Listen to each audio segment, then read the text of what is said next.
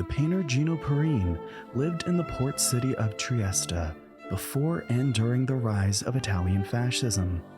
Born Jewish, he converted to Catholicism. When Nazi Germany occupied Trieste, Parin was arrested and deported to a concentration camp in Germany, where he died. In this series, we encounter a life full of nuance and complications during the upheavals of the early 20th century. Episode 3.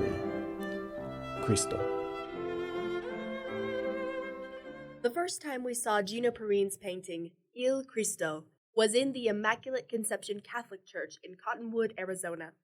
We expected the painting to be prominently displayed on the walls of the nave, around the altar, or perhaps in a side chapel.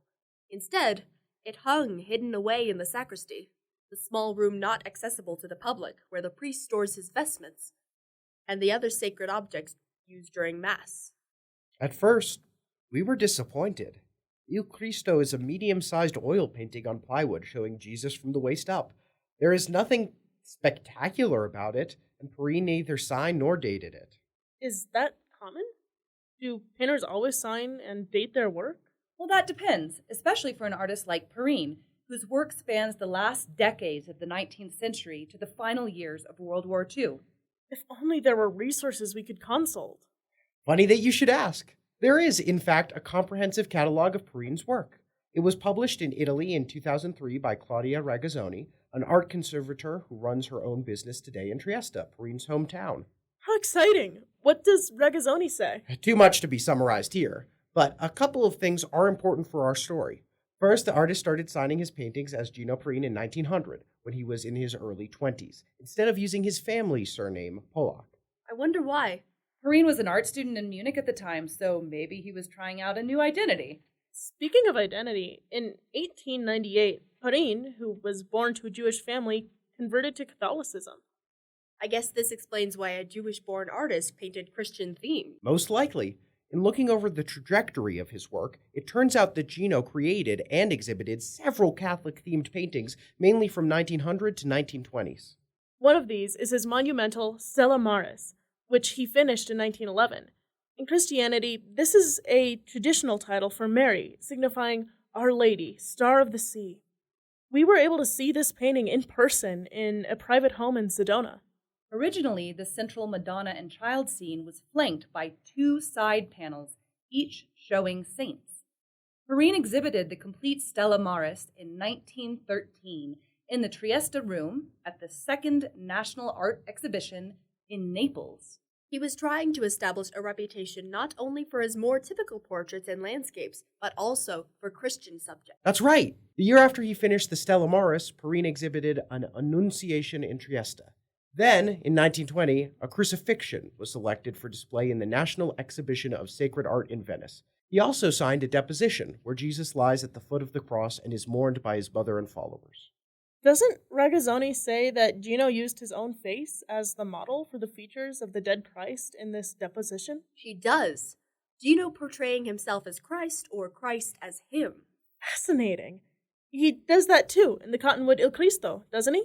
So it seems, but the Jesus in the Cottonwood painting has a fuller, less angular face. Ragazzoni places the Cottonwood Il Cristo in the final period of Parin's career, when he was no longer able to exhibit his work publicly. Wait, when was this? Why couldn't Gino exhibit his work anymore? Because this is the period between 1938 and 1944, when Italy's fascist regime considered Parin racially Jewish. Because his parents were Jewish. Correct. A census of all Jews in Italy was undertaken in August of 1938.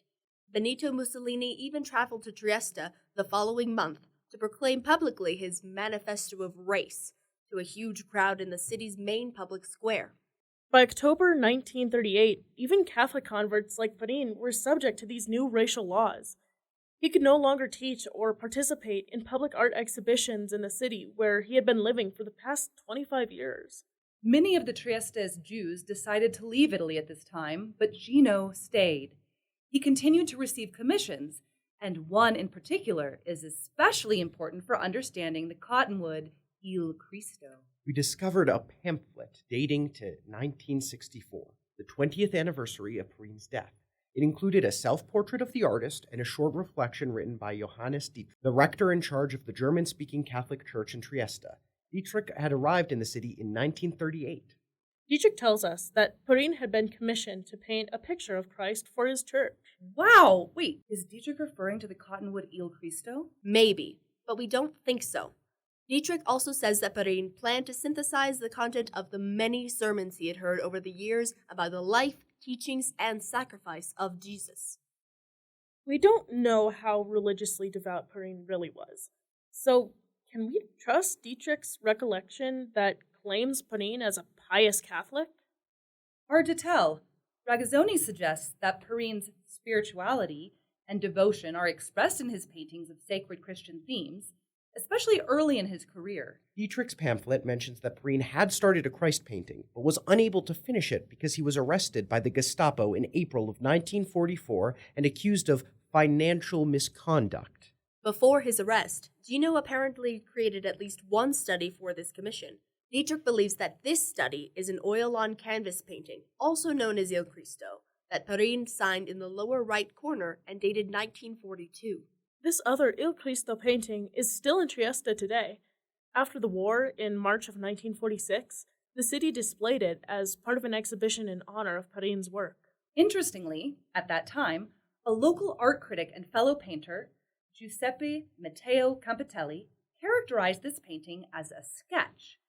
Presumably, Parin had been working on a larger canvas with the same subject for the German-speaking Catholic Church, but could not complete it. Back to Il Cristo and the Cottonwood Church, Ragazzoni places it in Parin's final period. Her reasoning makes sense to us. Even when life became more restrictive for Jews in Trieste, Parin never stopped painting. And he continued to receive commissions, mainly portraits of friends like Necki and Magda Springer, the eventual owners of the Cottonwood Il Cristo. Wait, Necki and Magda Springer were still living in Trieste, Italy at the time. Yes, they were both Lutheran and didn't leave Trieste until after the war. In both Christ paintings, the one still in Trieste and the other in Cottonwood, the features of Jesus are almost identical. But the signed canvas in Trieste depicts his full body rather than just his torso and head. Do we know anything else about either Il Cristo painting? Well, another intriguing feature of the Cottonwood Il Cristo is that it includes a second painting on its backside. A second painting? Yes. When we turned the painting around, we found that Parin had painted a cheery cityscape that included a building with a smokestack. Parin painted many landscapes throughout his career.